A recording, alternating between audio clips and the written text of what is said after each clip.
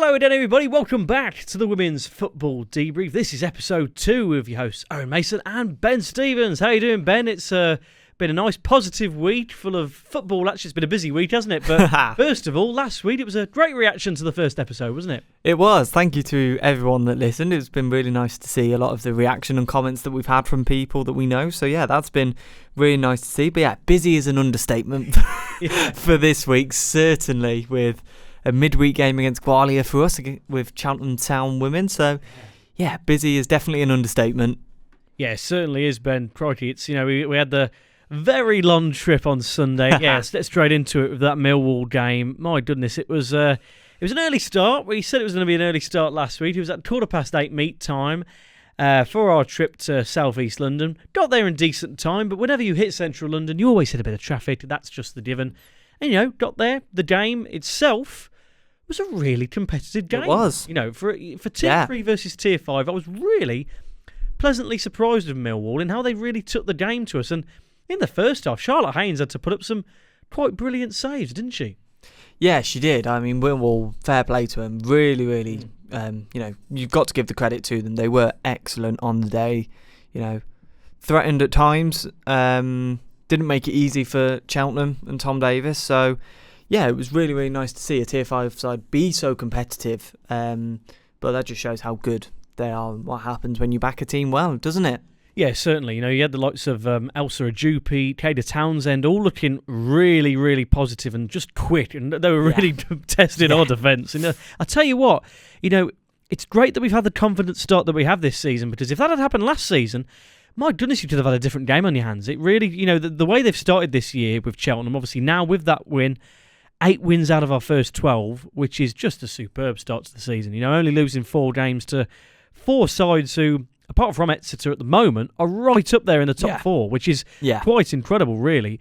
And with that, it took a while to get us going, but once we did, it was quite an extraordinary goal to get us underway through a fan of the podcast, Libby Bell. Yeah, there's your shout out, Libby. 2 weeks in a row scoring directly from the corner. It's, very Libby Bell, that, isn't it? Yeah. I mean, her corners are always pinpoint. They're always exactly where you want them.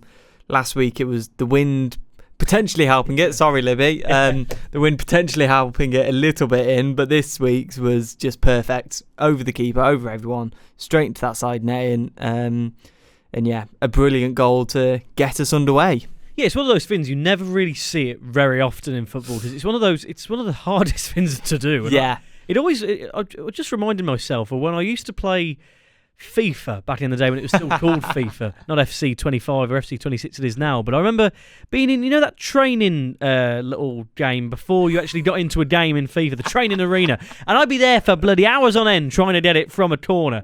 And that would just be my entertainment for ages. I just remember how tough that was. So to actually do it in-game, get the curve on it, that just shows how skilled you are as a footballer. My goodness, to actually be able to get that accuracy in the first place without the keeper having to punch it away. Because you see that sometimes when you have a corner that goes really awkwardly for the keeper trying to get it, but for it to go straight in is quite extraordinary. And for it to happen twice in 2 weeks is quite extraordinary. But hey, one bit of a travesty though, Ben. She's not on the player of the round. She got an assist as well for Em Owen's goal. Bloody hell, what's going on? I know. We saw that this morning, didn't we? We were having a talk about it. They put another player on there that's scored an Olympiaco, but not Libby Bell. So I don't know what's going on there. We definitely think Libby should have been up there as one of the nominees. But it was a pinpoint cross as well for Em Owen's goal. It was straight onto the captain's head, and a brilliant header as well from Emily Owen. It's what she's brilliant at from corners, isn't she? Yeah. So 2 really well taken goals, actually. Libby involved in both, and positive result. Yeah, it was. And, it was a really interesting game in that sense, because Millwall never let up. And I think that was the really impressive thing, where Cheltenham coped with that well, because when you're playing an unknown side, we were saying this last week, when you're playing an unknown side like that, when you've got those individual talents that are really going to cause you something, it could have been a right mighty upset. There was some TNT Sports cameras getting extended highlights coverage, and people were interviewing after the game as well, which was brilliant to see. And it was only one of 5 games that had that extended coverage, which was brilliant. But, it was one of those games that, I was really happy that Cheltenham got through it, especially with, there was 4 players, 4 bid starters that were out of the team completely. Yeah. Whether it be, the Welsh trio that were abroad in Amo, Charles and Cassie, and then FAWNL was training to be a firefighter. Yes. So 4 Welsh players out, and I've got to say, the team coped extremely well without them as well. Yeah, I think you look at who came in, and Brooke is the big one for me, certainly. Brooke Ellis. She came in for her first start of the season. She only made her first appearance of the season against Southampton, had a couple of injury struggles, but she's come in and she's looked really, really solid once again. I thought she was fantastic against Millwall alongside Meg Arnott in that midfield, and yeah, you just can't say it enough. She was brilliant in that game. Yeah, she really impressed me. Every time she got on the ball, there was that zip, that real quickness on the ball, and that was really, really pleasing to see. And the great thing about that is, Tom Davis has got those options now where he can, if you've got a few players out, if you've got one person who's carrying a bit of a knot, you can bring someone in like Brooke, definitely, or Mary Britton, or players like that have really shown a real talent when they've come in, especially Mary Britton when she's been involved. Getting minutes every week now, which is brilliant to see. She's looked really good. And, I'm just really impressed with how Cheltenham we've said this last week, but how they've gelled is just so great. And obviously, with that win, and I say that was a fantastic win.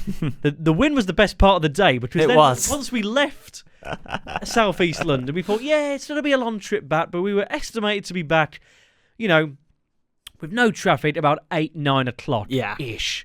And oh my goodness me, we were stuck.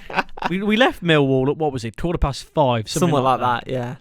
And I kid you not, viewers and listeners, we did 9 miles in about 2 hours. Literally, absolutely ridiculous. There was a spell where some of the players got some snacks from the local Tesco Express, and the coach was just standing stationary. The coach did go off. I was going to say it did for 3 players, but then Brooke and Mary got a little bit scared, didn't they, when they thought the coach had vanished as we'd gone halfway down the road. But no, that was quite insane, wasn't it? It was, but it honestly felt like we were going to be stuck in that same London street for the whole night. It really did. But I've got to say, and we were speaking to Tom Davis at training last night. He was really pleased that even in that, enforced spell on the London streets, in that coach, the coach was such a lovely place, a lovely vibe to be part of, wasn't it? And that was definitely the best part about it. It was laughter, a great bit of banter, great bit of, just great camaraderie, which is really nice to see. And on to the second round, obviously,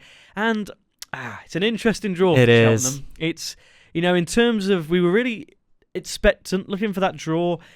And, there was some Tier 4, Tier 5 sides, and obviously we'll get into some of those who won at the weekend in just a moment. But we ended up getting probably one of the toughest draws we could have got, other than the likes of Bournemouth, Plymouth or Watford. Obviously, Lewis at home. It's going to be the second time in 3 weeks. And it's one of those games, especially in the Cup, I've never known it to be such an even game. Where they're only a point ahead of us at time of recording. They play tonight. They play Wimbledon at home tonight in the lead. Obviously, we play tomorrow against Dwalia. But, Ben, that's going to be a really interesting game, because if we get through that, then it's a really interesting game for Cheltenham, because they need to get to that third round. It's, just for those opportunities like last season, to get to that fourth round again was absolutely huge for the club, as we know. Absolutely history-making moment for the club. But this Lewis game is almost a bit of a make-or-break game in their season. Yeah, it really is, and you look at some of the teams that we could have had, like Bournemouth, Plymouth, and you think, okay, good job we avoided them, because they would be a really tough test. And I think Lewis should be a really fair and even game. We'll obviously see how that goes in the league this Sunday. Yeah. But it would have been nice to, take one of the sides like Dartford or something, someone who's, no disrespect, a little bit comfortable, maybe, to beat. But, it's certainly an interesting draw, to say the least, isn't it? Yeah, it certainly is, and it's an interesting one. But obviously, it's an interesting point you make there about being those comfortable games, because you look at the likes of two Tier 3 sides who got knocked out to lesser opposition. You had the likes of AFC Wimbledon getting knocked out to Chatham on penalties. That was quite a thriller. And then Real Bedford losing 4-1 to Peterborough, which seemed a really interesting scoreline, because Bedford, like we said last week, since beating us, have only lost, I think, once in the league and have had such a good run. So for them to lose to Peterborough was quite a surprise, but just shows how in the FA Cup literally anything can happen, Ben. Certainly, yeah. Literally anything can happen, and that's just the magic of the cup, isn't it? But yeah, seeing Bedford getting knocked out by Peterborough was a bit of a surprise, but Peterborough seemed like a really well-run club.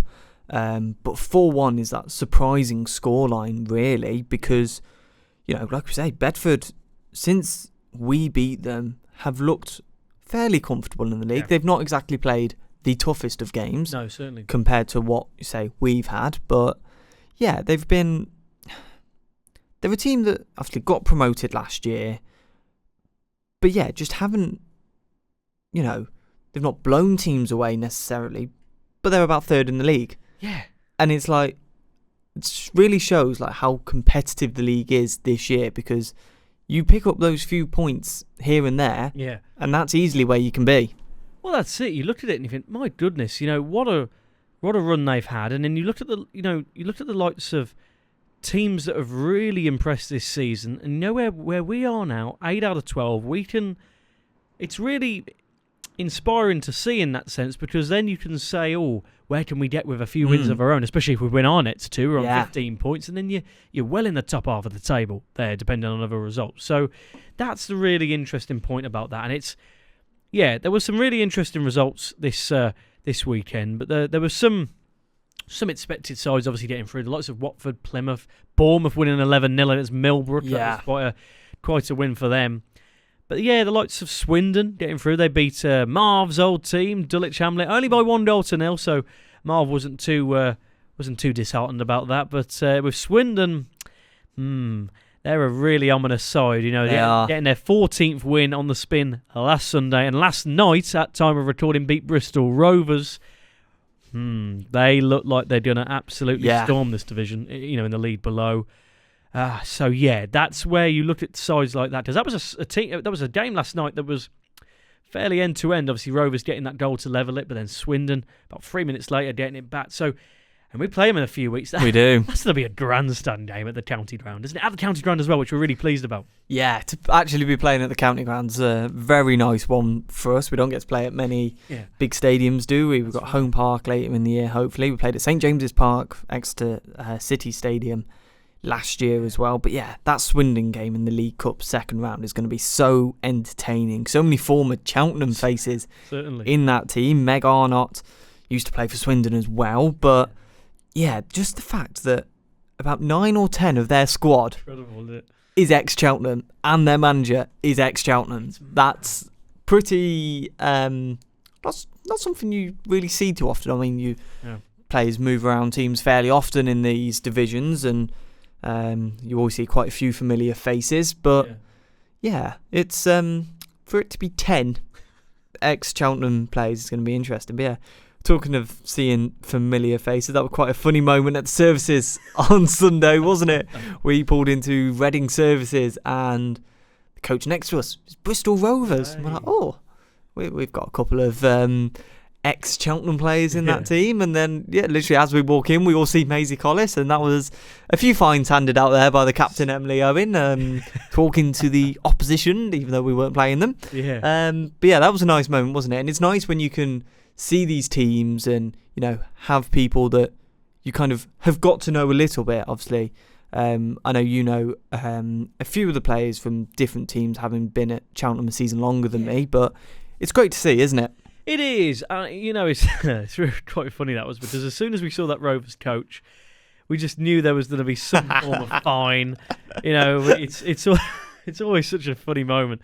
And even just when everyone is going over to say hello, a few of the players of, likes of a Nace and players like that have known Mays for so long, even out of Cheltenham, even through Stool and whatever. It's fast. Just that's nice, and that's brilliant to see. Yeah, well, Bristol as well. A lot of Bristol City links there, isn't there?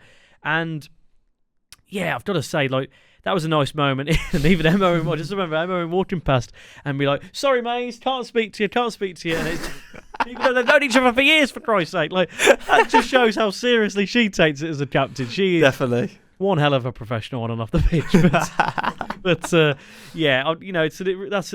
nice, because there's a lot of games this season where I've got to avoid the days of MOing because I will have so many fines if she sees me talking to some former players. Lots of Charlie Taylor at Swindon, Jessie Taylor, who we're going to see tomorrow at Gwalia, and Daisy Ackerman there, of course, as well. There's so many. There's so many players I'll end up seeing this season. So, yeah, really got to avoid Mo in that day, haven't I? My goodness. Mo, if you're listening or watching, you've got to keep an eye on Owen because you know he will as well. He can't wait till the end of the game.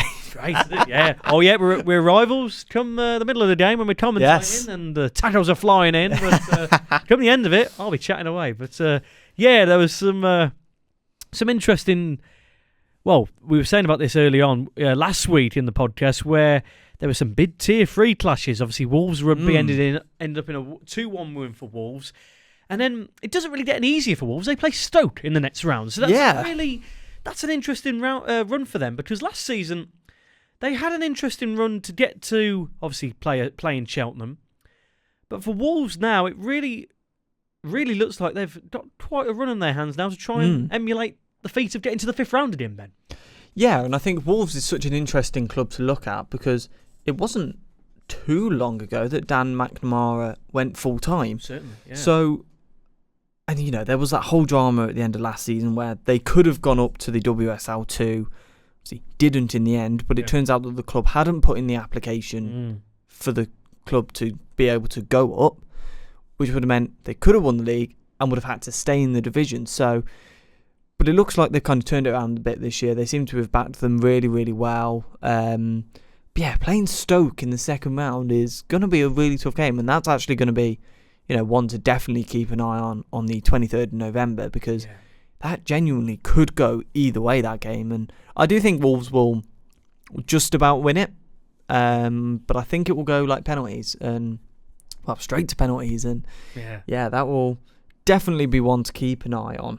Yeah, speaking of penalties, obviously, I just got a notification through from the Women's FA Cup Twitter where it reminds us back of when we were on the coach, that incredible penalty shootout between Hashtag and Oxford. My goodness. And it was Beth Wookie who saved 3 penalties in that shootout. Because we were, there's obviously no form of, it wasn't on TV. It should have been on TV for that sort of drama. Yeah. I tell you what, that was, in just a word on obviously that TV game, Middlesbrough and Cheadle, 4-0 for Middlesbrough in the end. And that was a bit of history, wasn't it? It's great to see Robin Cowan on comms for that, actually, as well. That was actually really, really good. Yeah, it was. And I think you've got to give credit to Cheadle because it wasn't until like the 90th minute. Yeah. It was still only 2-0. Right. And then 2 goals in stoppage time felt a little bit harsh for Cheadle. I think, for a side that have never been on TV before, they handled themselves really, really well. Yeah. Really, really professional performance from them. You've got to give full credit to them. But yeah, Middlesbrough were the better side on the day. 2 substitutes coming on to get the 2 goals at the end. So, yeah, you've got to look at it and you think, yes, Middlesbrough were the better side. But actually, Cheadle did really show themselves well and showed why they're doing so well in their division. Yeah, certainly. Shows why they're top of the league in Tier 4. And even, I've got to say, it was lovely to see how TNT covered that first game on TV. You had the likes of Farrah Williams on the sideline, Becky Ives, who's a great host actually for TNT Sports, and obviously, as we say, Robin Cowan on comms. She's commentated on the Euros final and the first round of the Women's FA Cup, which shows she's had an historic moment in terms of England retaining that Euros crown back in the summer, and then having the first round of the FA Cup, which shows how seriously the likes of TNT and Channel 4 are going to take it this season, which is nice. And they've been in and around socials in terms of they've been at clubs. They were at Wolves the other day, actually, I want to say, TNT Sports. And it was nice to see how seriously they're taking it in terms of going to clubs. And hopefully, if we advance in the next round or two, that they might come to Kate Lane for a bit of they might steal our job in terms of socials on a Thursday night. But it's that's nice. And that shows how important they're taking it. But yes, we were on the point of another Tier 3 clash before. I just remembered Middlesbrough, I should say.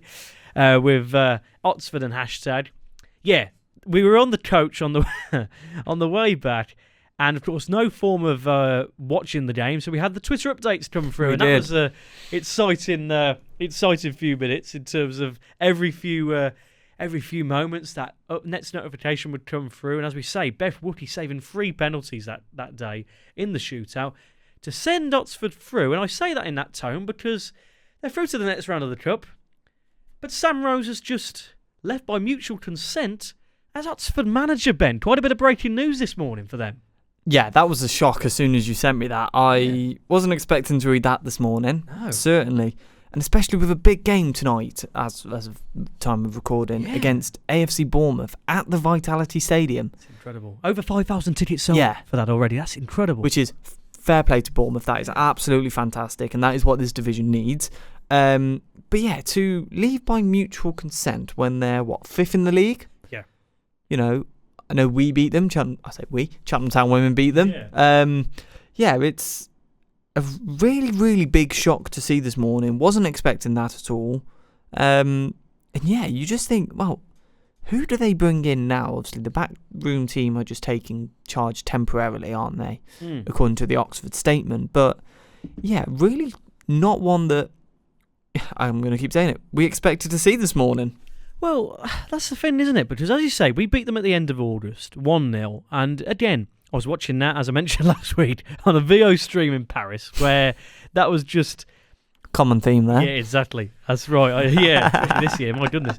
You know, I could tell, even through watching that stream, how close of a game it was that day. It was just... And especially right at the end, as we mentioned last week, when Charlotte Haynes pulled off a superb save to give Cheltenham all 3 points. But I looked at the table, because I just had it in my head. That is one of only 2 games they've lost in the league this season. And you think, well, they're in 5th.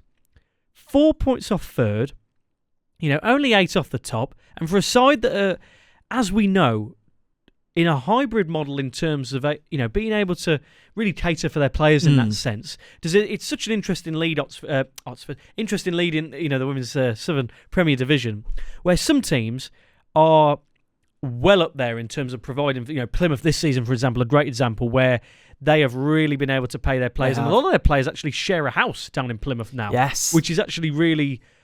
That's a good sign for the... because it limits their travel then, I suppose, in that sense. Because especially when you're in Plymouth, my goodness, when you're having to try and advertise for players to come, for the likes of Phoebe Paul, who's come from Wales, to then, be able to live down in Plymouth now is brilliant. I think that's quite a progressive move for the women's game. But yeah, there is some sides, Plymouth, Oxford, Bournemouth, Watford, all in that sort of group of where they're able to just have that extra bit more for their players. Yeah. And that just...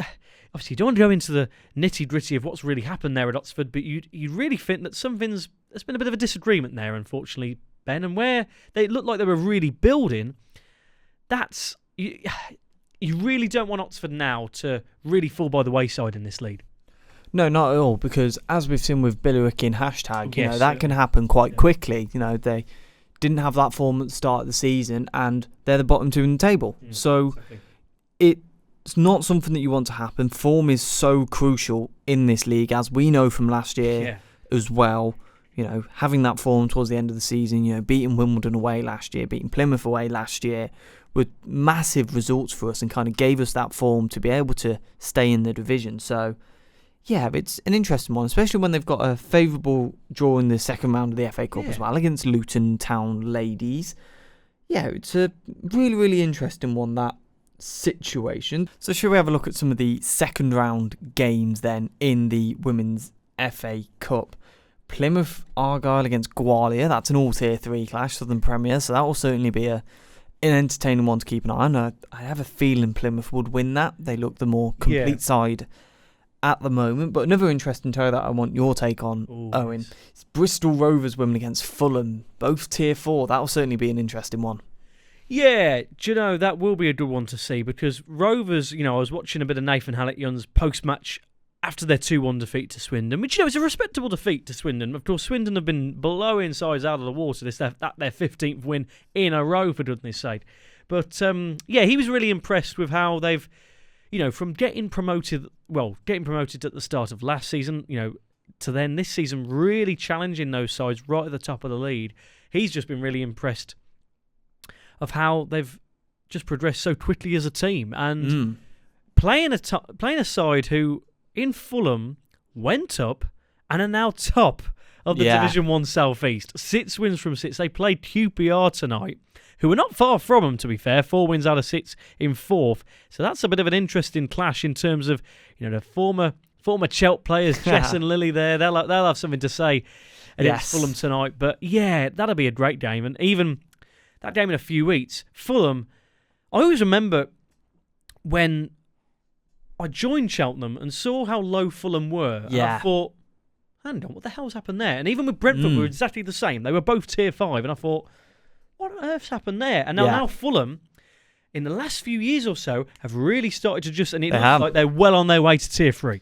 Oh, 100%. And I certainly think they'll be there, in a few years and very possibly next year, in all honesty, They'll be in Cheltenham's lead, won't they? They will. Wow. They will be in the Southern Premier, one of those London teams. So be another trip to London as well for us, which would be great fun if we're still at Cheltenham next year. But yeah, you look at it and, I think they've played a couple of games at Craven Cottage as well. And, there's so many models that clubs can look at now and see how to develop their women's team. And I think that is fantastic to see as well. The great thing about Fulham as well is, I'll put my wrestling hat on for them. They are exclusively sponsored by AEW, All Elite Wrestling, which one of the big shareholders in Fulham, also at Jacksonville Jaguars, Tony Khan. He's his wrestling company, AEW, just full on emblazons Fulham women's shirts. That's a nice little anecdote there. But they're a side really going places. And crikey, Norwich just below them,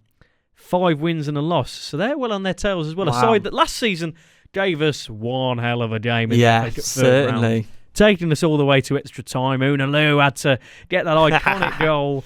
And that iconic celebration with Libby as well. Exactly. Yeah, that was a hell of a moment. So that lead really is quite interesting. You see Fulham on 18, Norwich on 15, London Bees and QPR just below them on 13 and 12, and Cambridge on 12 as well. And Cambridge ended the university dream of Nottingham, didn't they? 2-1 on the weekend. But yeah, there's some good clashes to look forward to.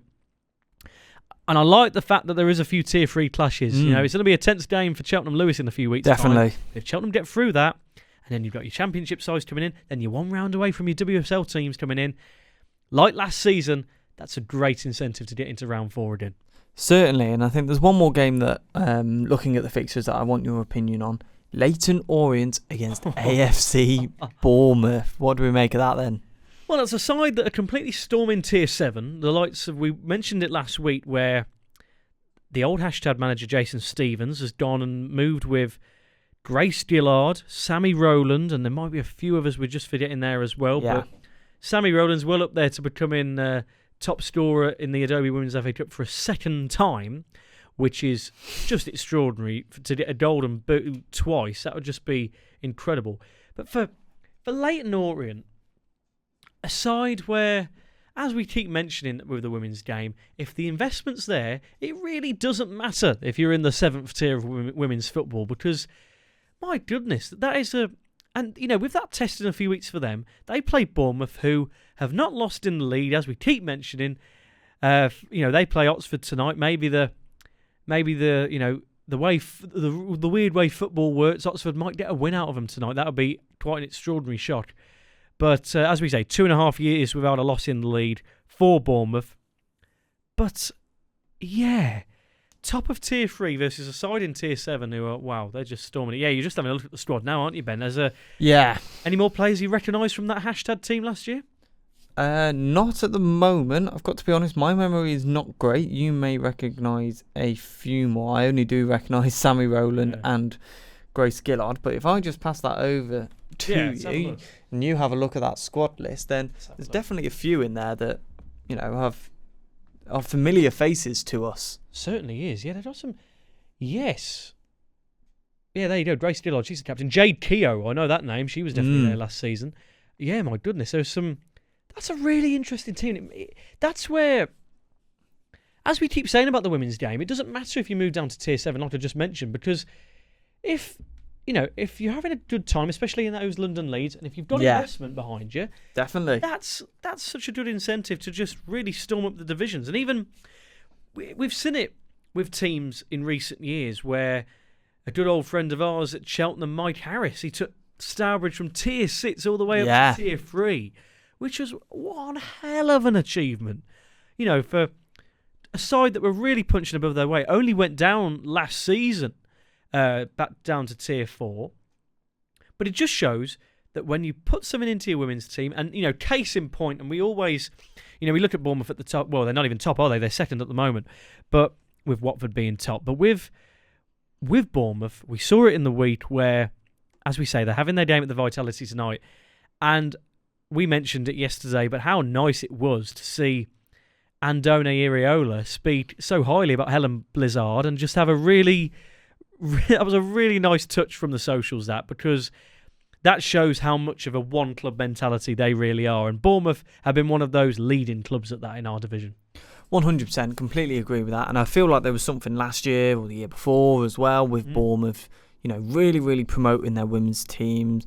They had won their games last year at the Vitality to win the league, if I'm not mistaken. Yeah, that's right. And there was a whole loads of stuff promoted on all their socials about that. The men's team really, really pushing it as well. And I think that's just fantastic to see, isn't it, in this division, having a team that is so willing and so keen to support their women's side is just fantastic for the women's game, and, you know, is a really, really good model that other clubs can look at. And yes, you know that Bournemouth are a Premier League club, so there's teams that won't be able to fund that quite as much, but that model is still there on how to do it, and successfully as well. Well, yeah, we mentioned it last week, and even with teams like Lewis, who've been banging on the door for equal pay in the FA Cup, where they have got a great synergy between their two sides. And when we went to that Dripping Pan Stadium last October, you could just tell it was such a family-run club, and it was just so close, tight-knit. And when they come up and make that, I've got to say, I feel for the Lewis players having to make that journey up to Cheltenham twice in 3 weeks, but I'm so glad it's not us the other way round. You know, we go to the Dripping Pan in February, but my God, if that had to be us making the longest journey of the season twice in 3 weeks, oh my goodness, even just, you know, the amount of money on the coach or stayovers, for example. Yeah, that's when you think, my goodness, at this level, that's where a lot of Finns have got to go into thinking, and I'm just so glad that we've got it both at home. But those two games, Lewis last season was a really interesting game, because obviously we lost 3-0 away. And we won 2-0 at home to seal our place in the division for another season, back at the tail end of March. It gave us 2 good games, though, and for a side who, again, probably aren't pushing for where they want to be. They came down from the Championship, of course, and didn't really go for promotion last season, and haven't started fantastically so this time either. So it's... But again, they look a side that are just looking to try and find that next level before. You know, it's tough when you have got sides like Bournemouth and Watford who are completely racing up there, and Plymouth who have come from absolutely nowhere in that sense, where they're right up there challenging for that second spot, especially. As we said, how crucial that'll be come the end of the season. But yeah, every game now is so important, and I can just sense that ramped up level of tension for a game like that, because both sides will be wanting to get into that third round. And even in the lead, it's just it's early days in the lead, but it's a crucial 3 points on Sunday, isn't it? Certainly is, and I think there's quite a few league games that, you know, you look at, especially for Cheltenham this year, that are almost must wins. But like we said, the start that we've made has just been incredible. And you look and you think, well, we're fairly comfortable, but what is that next step? And I think that's the same for Lewis now, since coming down, is, you know, because they are an equal club, there's obviously the financial challenges with that. So looking at it, and I guess their thought of last year was a case of working out, how do we stay as an equal club and adapt to this tier? And I think there's maybe still a little bit of that this season, but with their new manager in Emily Bryan, former Arsenal player, she's I think it will just take a bit of time for the new ideas to settle in, as it does with any manager. Certainly. And I think once they get going, they will be a tough force in this league once again. Certainly so, Ben. I think that's where it's, as we said last week, you cannot rest on your laurels in this league, because it tests you every single time you go out on that pitch. And even tomorrow night, you know, we look ahead to a game that's really become a bit of a local derby in recent years, and it's Dwyer tomorrow. Oh, wow. Every time we think about that game, and we were at training last night, getting a bit of pre-match thoughts from Tom, and that's where tomorrow in Cardiff is going to be a really competitive game. And it's one of those games where, as we say, how well we've started, you just want that to continue, because another 2 wins in our next 2 will make it an even better start than the 2021-22 season, the promotion-winning season for Cheltenham. Definitely. So that would just be a superb way to head into November. And then if you look at November then for Cheltenham, we have the likes of, as we say, Dwyer tomorrow, Lewis on Sunday, Swindon in the Cup a week on Sunday, the 9th of November, then #, then that game against Lewis in the Cup, then Billericay to round off the months. And as we said in the car last night, if you are, by the end of that Billericay game, if you're in all competitions, if you've maybe only lost once in that time in the lead, or if you've unbeaten in that time in the lead, you go into that Christmas period with so much confidence. Even more confidence than they have now. That would just be such an incentive for this side to go on and keep building. Definitely, but I think that's the interesting thing about our league is we have no Christmas football. Well, that's right. Yeah, We've got Exeter City on the 7th of December. Yeah. And then we have a break. Oh, yeah. Obviously, I don't know if there's going to be League Cup or FA Cup scheduled for like the 14th or something. So I feel like we played later. Yeah, third round is the 14th of December. Okay, so we'd have the third round then if we get past Lewis in a few weeks. But then there's that break until almost the end of January. Yeah. With no football, and it's like, well, that's almost a time to reset. But that's then the annoying thing. If then we're in that good form and unbeaten, say, up until that point, that's when it's tough, because it isn't like Premier League football where you're playing then 2, almost 3 games a week at times. Oh, yeah. Oh, certainly. Yeah, and that's where it's, there was a time last season where Cheltenham eclipsed the amount of games they played in the 23-24 season by about February, I want to say. Yeah. It was that just shows how deep they went in these competitions, last season. And, we loved our score predictions last week. For this Dwyer game tomorrow, it's going to be a feisty one in Cardiff, Ben. What do you see that game finishing off tomorrow in Dwyer? It's a big old game. We need 3 points. We need 3 points. I think it's going to be a draw. Ooh, but a high scoring 3-3. Yeah. Oh, good on you. That'll be a great game. It'll be very tense on commentary, but it will. And I think you've got to give credit to Dwyer. They're independent of the men's team, so they haven't got any sort of backing from that. So you look at what they've done and you think, okay, fair play to them. But like you say, they're one of the teams in and around Cheltenham this season, so one that they really need to be beaten. So. Yeah, a draw is not the end of the world going into Lewis, but I think a win would be better. What are your score predictions? Oh, I can sense it being, as you say, quite end-to-end. Might be a few goals coming, at either end. I'm going to say, goodness me, that's a tough one. I'm going to say Dwyer 1, Cheltenham 2. It's going to be very, very end-to-end. I'm going to say it's going to be a big 3 points. But there is some big games tonight, with the only side, Sod's Law, the only side's not playing tonight. So obviously Wednesday, our time of recording, Lewis-Wimbledon.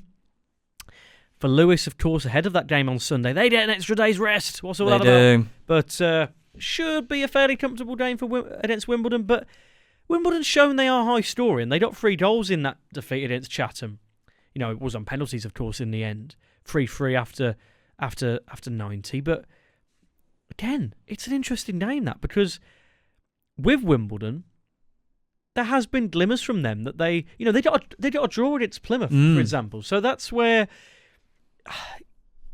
it's that just is so the brilliant thing about this league is that you really can't call any of the games. It is fantastic to see, isn't it? It really is. Shall we finish off by talking about the Lionesses last night? A 3-0 win over Australia.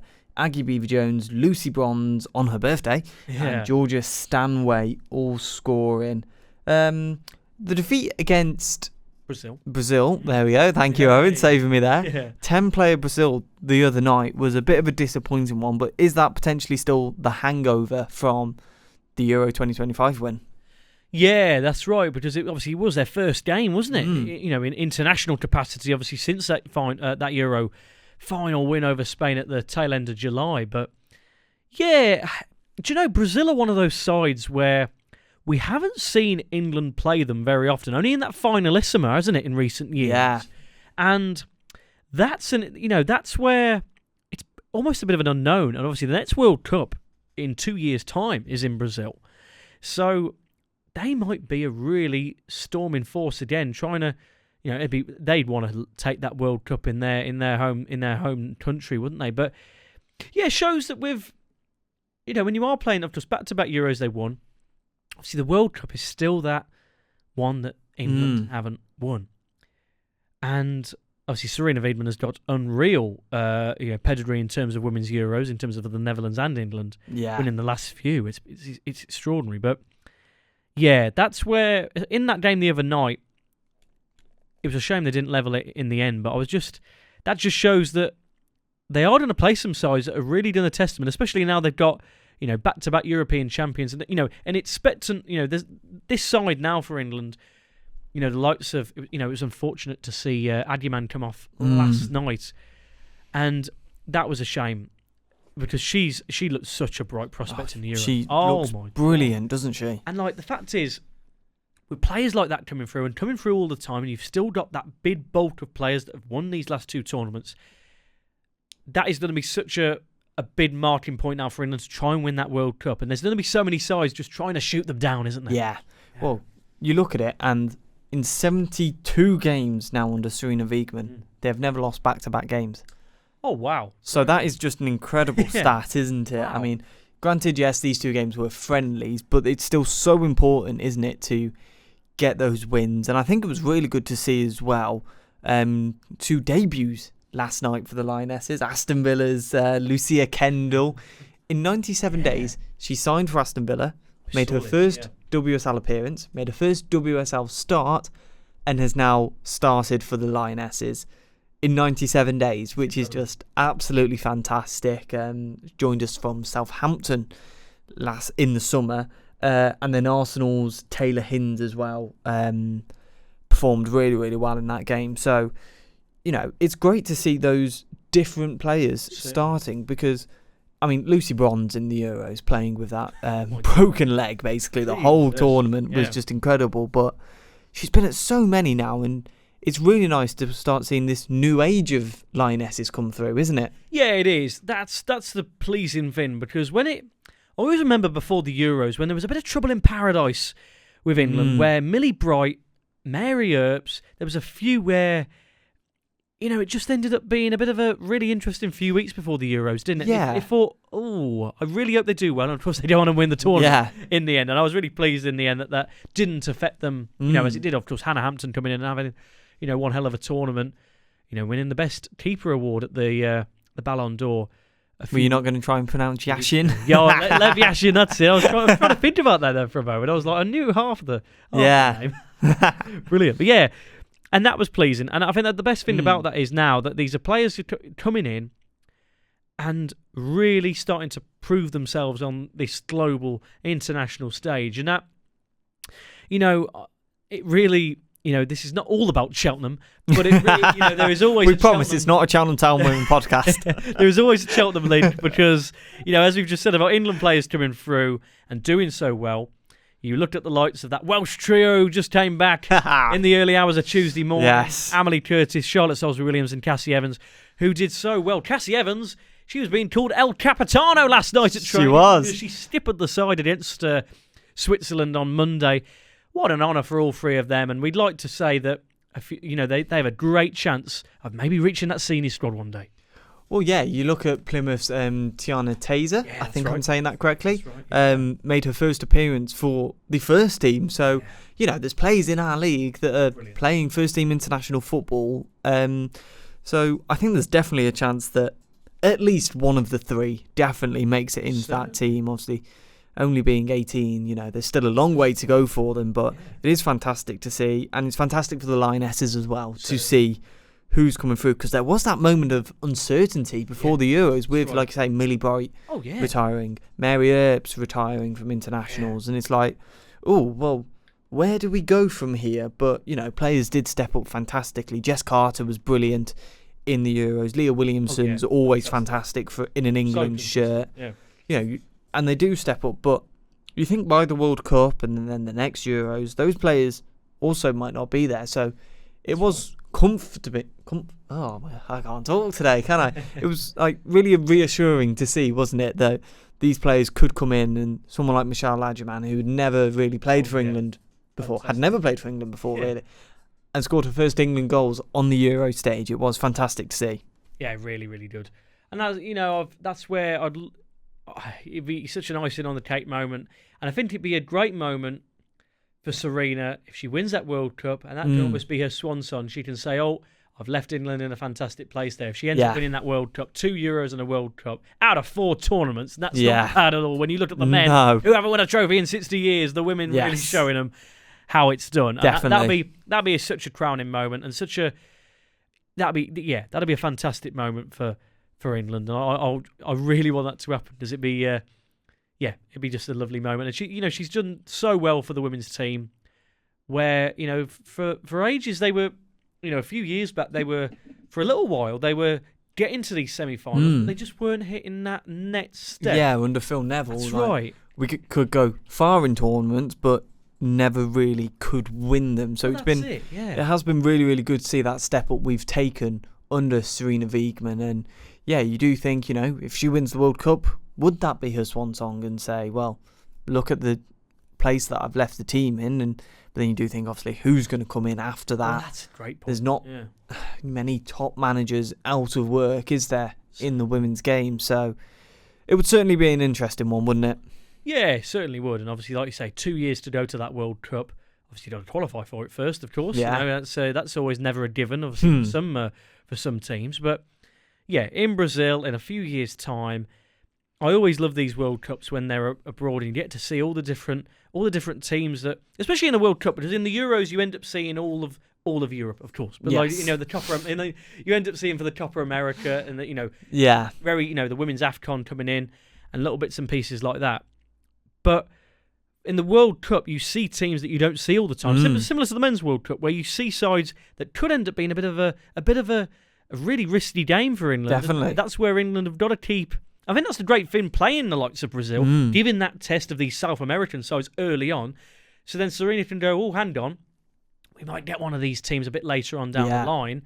We don't want that to happen again. And that's where then she's really like looking at all different types of games that really could be a banana skin for England. And that just shows how great of a manager she is. She'll shore up those tactics really well.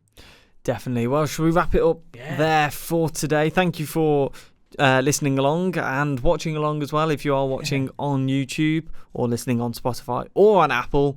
And we will see you next week. Goodbye. Yes, and stay tuned. We'll get some guests on in the next few weeks, so keep on tuned to Spotify, Apple Podcasts and YouTube. I'm looking straight at the camera. See you soon, guys. Yeah, you don't have to listen to us every week. Goodbye.